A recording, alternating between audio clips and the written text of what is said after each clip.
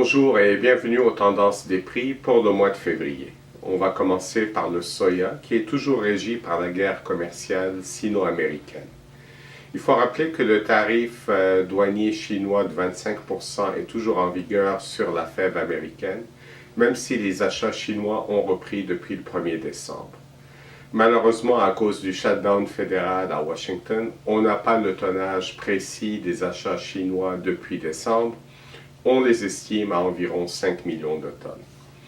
Il faut quand même noter que le tonnage expédié des États-Unis vers toute destination est en retard de 37% cette année pour le soya comparativement à pareille date l'an passé.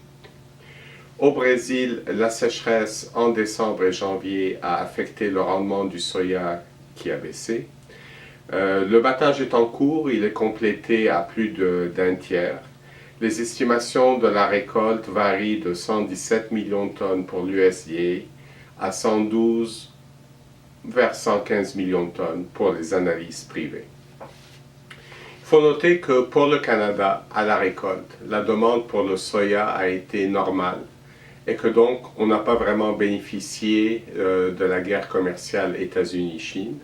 On le voit avec les livraisons de soya au plan conjoint qui ont totalisé 579 000 tonnes de septembre à décembre, ce qui est exactement le même tonnage que pour les 4 mois de 2017.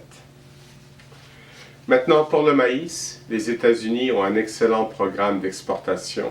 À nouveau, on n'a pas les dernières statistiques, mais on observe quand même que pour le tonnage expédié à date, le tonnage global américain de maïs est en avance de 47% par rapport à pareille date l'an passé.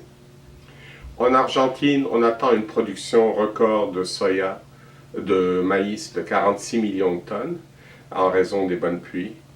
Par contre, au Brésil, ça va dépendre parce que les pluies ont repris, mais définitivement, la météo n'est pas tout à fait normale.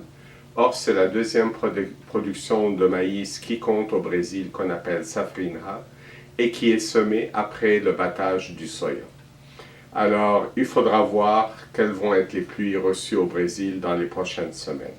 Pour le moment, la production est estimée à 94,5 millions de tonnes de maïs, comparativement à 82 millions de tonnes l'an passé.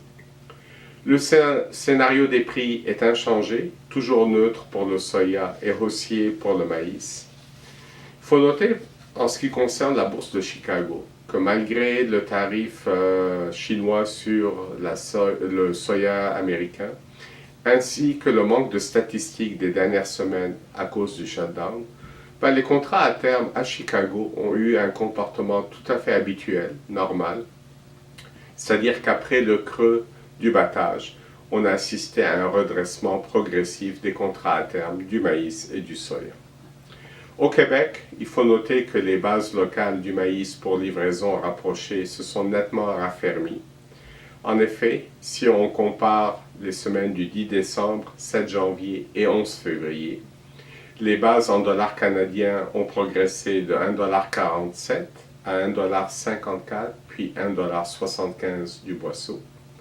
Quant aux bases en dollars américains, elles ont progressé de 13 cents à 24 cents et puis 40 cents pour la semaine du 11 février.